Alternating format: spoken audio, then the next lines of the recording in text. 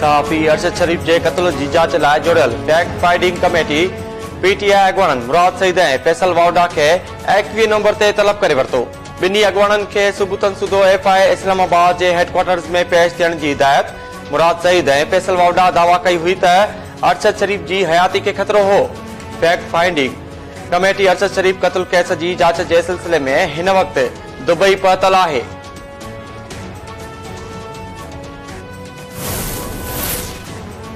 वजीर आजम शहबाज शरीफ टियों भेरो कोरोना वायरस में मुब्तला। वफाकी वजीर मरियम औरंगजेब ट्वीट कंदे तस्दीक कंदे चयो आहे त बिन ॾींहनि खां वजीर आजम की तबियत ठीक न हुई।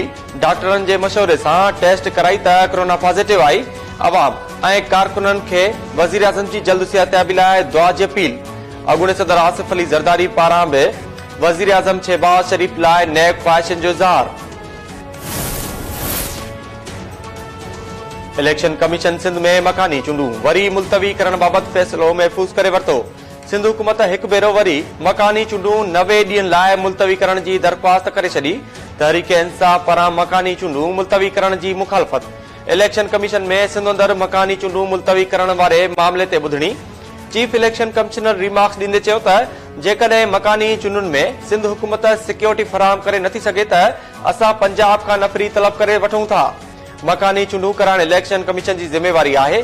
सिंध हुकूमत कानून जरिए इलेक्शन कमीशन जा अख्तियार नथी घटाए सके। मुर्तजा वाब चयो त सिंध हुकूमत पहिरें मरहले में शेड्यूल मूजिब चूंडू करायूं। बोर्ड सूरताल सबब बे मरहले जूं चूंडू मुलतवी कयूं। सिंध काबीना के फैसले तहत 90 ॾींहनि लाइ चूंड मुलतवी कई वञे।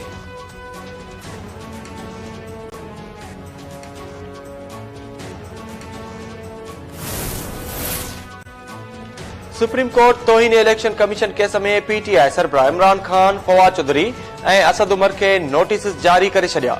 चीफ जस्टिस उमर अता बंदयाल जी सरबराही में टे रुकनी बेंच तोहिन इलेक्शन कमीशन केस की ॿुधणी कई।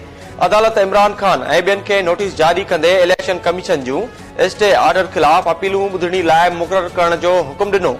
चीफ जस्टिस रिमार्क्स ॾिना त इलेक्शन कमीशन जो मौक़िफ़ है त आम चूंडुनि या मकानी चूंडुनि की तैयारी कयूं या केस विढ़ूं।